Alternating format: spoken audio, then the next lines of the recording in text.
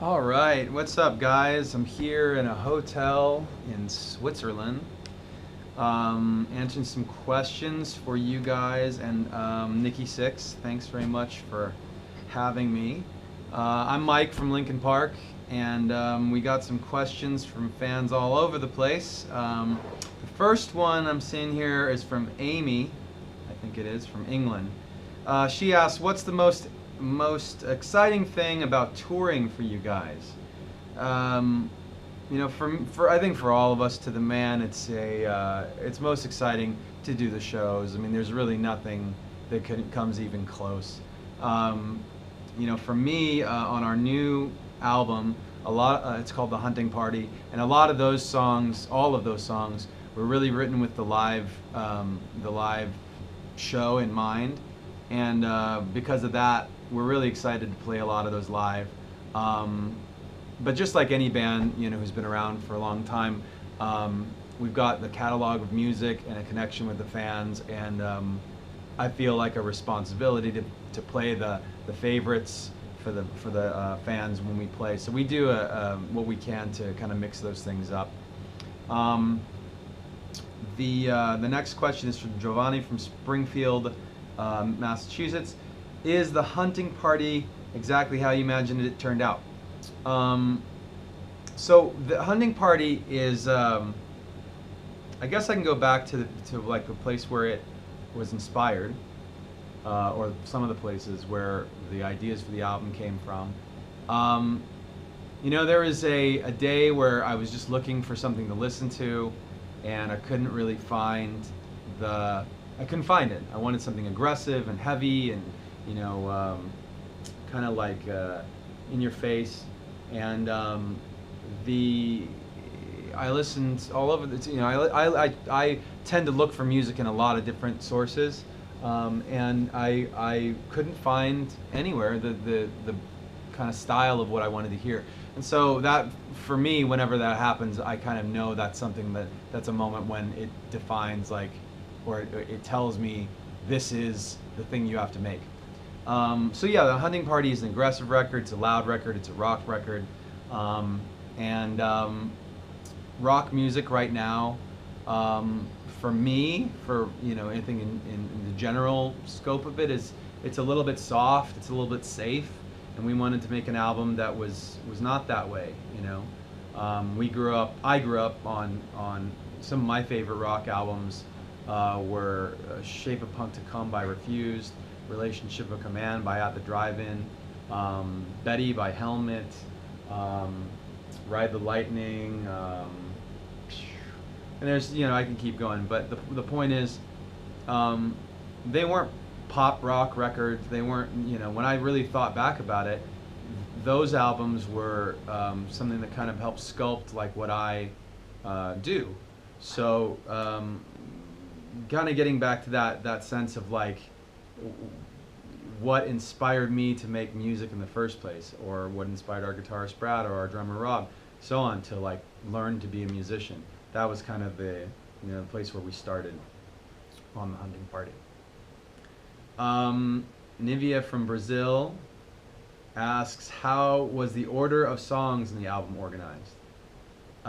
We've gone through a lot of different methods of organizing songs on the album. Sometimes we'll just throw them all together, with some concept of how it should roll out, and then listen through and see if that's right, and if not, start to switch songs. Other times we won't write them all out. We'll just listen to one song and then see what feels good coming after that, and see what feels good coming after that. It's almost like a train track, like little links or like a chain, like you put one link after the other until it's done, and then maybe we'll try again and try again. I think this album was a combination of both of those things, but actually we started organizing the order of the songs really early, and at a certain point it actually informed us. We only had, say, 8 or 10 songs done, and with all of the songs kind of laid out, Keys to the Kingdom starting the album and putting certain songs in certain places, we realized, okay, we need a song that sounds like this, we need a song that sounds like that. And so it actually helped inform us what needed to be written. that was a fun way for us to approach it on this album, and I think it really helped the overall shape of the Hunting Party. Matt from Berkeley Heights asks, what was it like to write and work in the studio on this album? Well, Matt, one thing that we did, I'll say two things that were different on this album than any other one that we've done. Number one, it was self-produced. Brad and I have production credits on this album. We actually, I'm our band's kind of internal producer. I've worked in a production role on on all of our albums to some degree, and Dave always likes to say that the only reason I didn't get production credit on the earlier ones is because we didn't even know what a producer really was. As weird as that is to think, like thinking back to our first album, we were still learning a lot about the studio process and everything, and my role in the band had always been to kind of guide that, to write and record a lot of the core demos, and to guide the sound of the album as it was created. But also in addition to that, to guide the overall personality, or the maybe the I don't know, the concept of the album. I mean, they're not all concept albums, as we went. And I think Brad has always been very helpful in that role. He stepped in even further on this album, and I obviously stepped even further into the production role. And we just felt like we had it under control. We didn't need another producer. As part of that, the other thing I was going to mention about recording this album, it's really focused on performances. Like, without great performances from all the guys, this album wouldn't be what it is. And because of that fact, I decided early on that we should record a good portion of it to analog tape. We've historically recorded all digitally, and part of that is because we like to chop our songs up into pieces and reorganize them, almost like Lego bricks. Like a Lego set's built one way, and then you tear it apart, and then you make something else, and you tear it apart. And each of those bricks might be a vocal and a guitar part and a sample and so on, and you combine them in different orders, and you get something different. But with an album like this one, with such good performances and all that, the analog tape actually forces you to slow down, because you don't have unlimited tape. You can't just keep recording the way you can in a computer. And even when you got those recordings, you can't chop them up into little tiny pieces and run them around and whatever on tape. So yeah, so that was part of the I think that helped define kind of the sound of the album in a certain sense. So Donovan from Avondale, Arizona, asks, would you ever be open to a fan making music with you guys? We actually have done that before. We had a contest a couple albums ago where we put out stems of The Catalyst, which was the first single off 1,000 Suns. We put the stems of the song out before the single was ever released. And we let the fans remix the stems, keeping in mind that the stems, it wasn't the whole song. Like the song, if it's 5 minutes long, the stems were only like 45 seconds. So that's all they had to work with, is these random little pieces. And by the way, if you put them all together, they wouldn't actually even sound like the song, because they were from different sections of the song. So they couldn't get a sense of what the song was actually supposed to sound like from the pieces we gave them. And they were asked to remix something they've never heard. We chose the winner, the best remix or premix or whatever you want to call it. And we actually brought him, brought him in the studio, but we actually did it. He was from Europe. I can't remember. His name was, he went by No Brain. And I want to say he was from the Czech Republic. I can't remember right now. And we actually collaborated with him online, and he recorded a part for one of the songs on 1,000 Suns. So that was a really cool project. If you guys are saying to yourselves, man, I wish I had known about that, that'd be so cool to be a part of something like that, that's the benefit of being in touch with Linkin Park on Facebook and Twitter and all that, because we are constantly having these weird little ideas and weird little contests that sometimes can turn into something really big. And if you guys are, follow at Linkin Park on Twitter. I'm Mike Shinoda on Twitter. Follow us there, Facebook, whatever. Then you'll know about all these cool things when they happen. Anthony from New York City asks, what's your favorite song on the new album? That changes all the time. Right now, I'd say probably one of my favorites is Rebellion. We recorded that song with Darren from System of a Down. Wrote it with him and recorded it with him. He came in, and the majority of it of the initial writing was me and him in the studio. Just by way of like, how did we arrive there? Our first show ever was with System of a Down. That was back in like the late 90s, and they either had just gotten signed or they weren't even signed yet, and it was our first show. I mean, we were literally like playing our material for the first time in front of anybody. So we've kind of crossed paths with them since then, and on this album, The Hunting Party, we did a song called Rebellion, and he came in with some really cool guitar parts that are just kind of signature Darren, signature System of a Down, and we added our flavor to it and mixed it all up, and I think it was a really fun thing to do, and a really cool combination of sounds and styles at the end of the day. But I'd also say, whenever we release an album, every song on the album's special. I mean, sometimes we'll put like our favorite songs at the end of the album, so we don't, at this point we don't we don't front load the album with all the good stuff. In fact, one of my other favorite songs on the album is the last song, A Line in the Sand. Let's see here. That question was from Anthony from New York City. The next question is Justin from Upper Marlboro. What is the creative process for those songs that you guys make? Do you relate them to something personal? We always relate them to personal things. Sometimes it's something that happened to us. Sometimes it's something that we saw or read or heard that, I don't know, affected us some way, and we had a personal or visceral reaction to it or something. I think I spoke a little bit about the process of making this album, but I'd also say lyrically, on The Hunting Party, it's an aggressive album. It's a really loud album. It might be the heaviest album we've ever made. It depends on what your definition of heavy is. But from the thinking about like the lyrics, we as older adults versus like what do we get angry about, what kind of lyrics go into a heavy song these days versus what it would have been 15 years ago.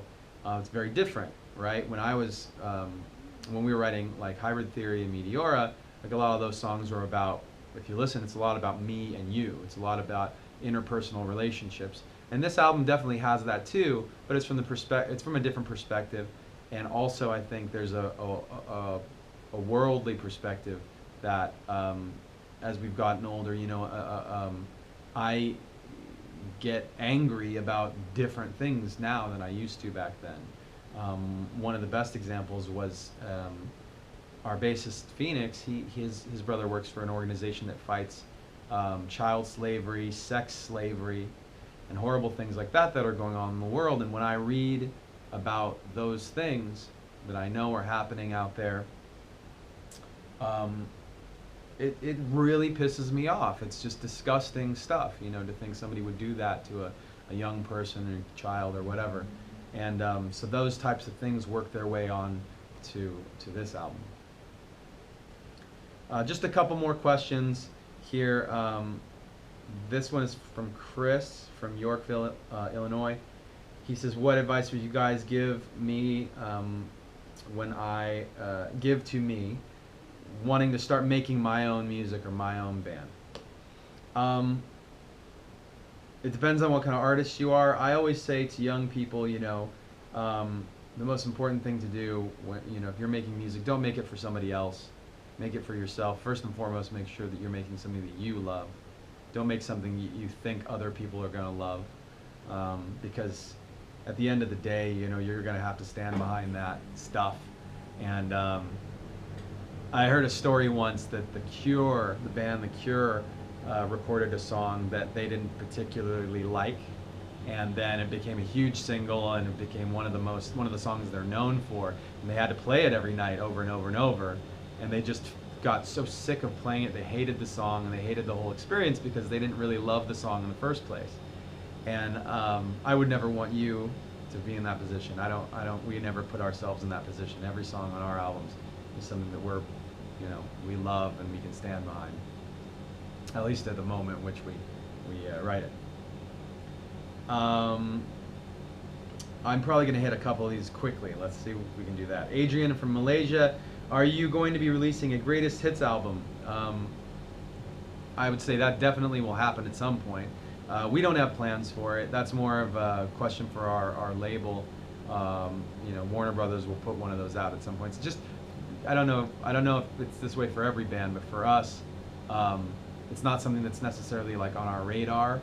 But at some point, if that is a good idea, hopefully we pick the right songs for you guys. Gautam from India asks, how was your experience working with the other artists on this album?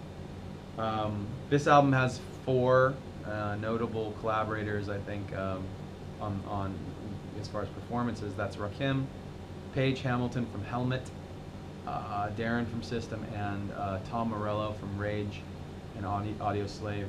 Rage Against the Machine is like one of my favorite rock bands, as are all of the ones I named. In fact, they're all really important bands for me growing up. But working with Tom was funny because we didn't actually end up writing a song.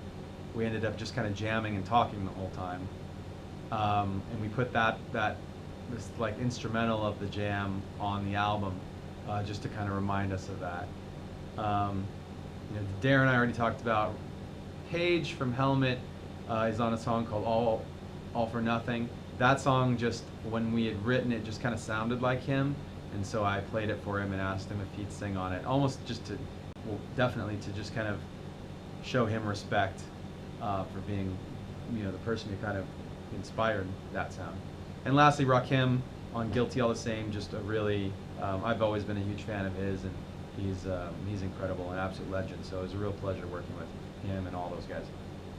Svetlana from Russia asks, what other artists are you guys fans of? I can't speak for everybody, but for me, the ones that come to mind, this week, I've been listening to a band called Royal Blood. I've been listening to Little Saint Vincent. I've been listening to Queens of the Stone Age. I've been listening to, let's see,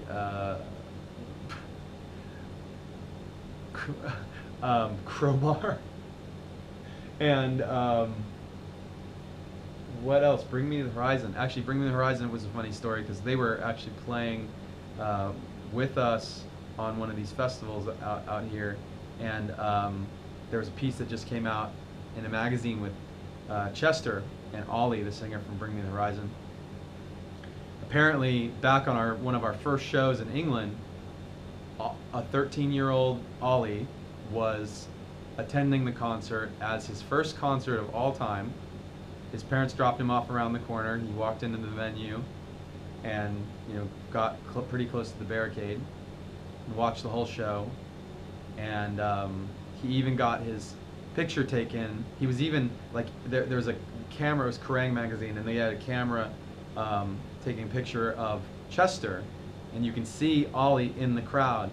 And that was his first concert, and he became a big Linkin Park fan and eventually decided to get into music himself, and now he's the singer of Bring Me the Horizon.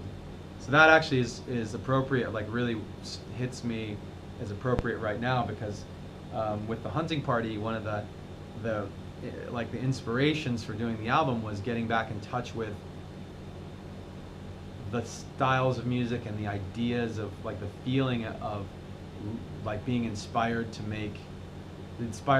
become a musician, like what songs and what albums inspired us to pick up a guitar, to start singing or playing drums or whatever in the first place. We went back to those albums and really like got back into that mindset and thought, you know, what can I write that will inspire the next generation? So, anyway, we're wrapping it up here. Let's see. Boom, boom, boom. I'm looking through some of these. Dusita from Thailand asks, what inspired your new album cover art? I don't know if you guys have seen it. I'll try and pull it up here as I talk. The album art was originally drawn by a fantastic painter named James Jean. James is a friend of ours, especially Joe. He and Joe are really close friends, and James did a number of sketches for us. And one thing that's never been done with James art, to my knowledge, is turning it into like CG rendering. So in other words, like a 3D model of it. And that's exactly what we did. And the cover looks something like this. I don't know if you can see that at all. But yeah, that's James art, and I think it's incredible. I mean, James is just amazing. So if you get a chance, check out James. Let's do one more question. Let's see. Is The Hunting Party a prequel to Hybrid Theory in terms of genre or its rawness? Let me say first and foremost that when I say that Hunting Party is a heavy album, I say this all the time. As long as there's like a Slayer in the world and Meshuggah and so many other bands, you know, our music will likely never be the heaviest thing in the universe. So I'm aware that there's, you know, when you're talking about heavy, like you could be talking about that. You could be talking about lyrically heavy. I don't know. So that's why I kind of hesitate to call our album a heavy album. You use the word raw. I like that because that is part of the like inspiration of the album, is to create something that is really aggressive and visceral and raw. As far as it being a prequel to Hybrid Theory, now Hybrid Theory was done at a time when, you know, we'd been making music for many years with, you know, in separate from one another and then together, and then we made Hybrid Theory. The Hunting Party is kind of an attempt to create something that references back to way back before we ever even started playing an instrument. Like I said, it's that moment when, like, what were we listening to when we were just starting to get into music and hadn't really, or when we'd been into music, we hadn't yet picked up an instrument. And for me, when I was in that time, I was so picky about music, and a lot of it was the type of stuff that would really piss off my parents. Like they wouldn't allow me to listen to this artist, or this artist or that artist. Like, for example, when I asked them a couple times to buy me like a Cypress Hill album, the first Cypress Hill album, and my mom read the names of the songs in the back, and they were like Hole in the Head and How I Could Just Kill a Man and stuff about, you know, smoking weed and whatever. And they were like, no way, you can't have this album. So automatically, I needed to have that album, and I did get it, and those became my favorite albums. Cypress Hill, Public Enemy, Anthrax, you know, Metallica. It was always stuff that was more aggressive, more edgy, and stuff I knew would like piss off my parents. And that to me is like, that's kind of where this whole thing started. So as far as like it being a prequel, that speaks to that. And you know, thankfully we've gotten to actually tour with some of those bands like over the course of the years, from, you know, Metallica to Cypress Hill and Snoop Dogg and Jay-Z. I mean, like, you know, all of this stuff that maybe sometimes it's like what your parents really, really push against. That's the stuff you gravitate towards the most. A funny story before we finish up, like our first single ever was One Step Closer, and the bridge of that song was Shut Up. And Shut Up When I'm Talking to You. And when my mom heard it on the radio, I guess it bears noting that she, when we were little kids, you know, apart from saying whatever, shit, fuck, whatever. But those and shut up were considered bad words in my house. So she sent an email as soon as One Step Closer came out and said, of course, the very first song that you guys ever release is Shut Up. She thought that was funny. Anyway, so it looks like we've run out of time, but these were great questions, you guys. Thanks very much to everyone who's, whether I hit your question or not. Thanks for submitting them, and appreciate that. And I enjoyed answering them, and thanks also to Nikki6 for having me. Again, you know where to find me. Mike Shinoda on Twitter, Facebook. Linkin Park on Twitter, Facebook, on Instagram, and all that stuff too. And enjoy the hunting party. Thank you guys very much. We'll see you later.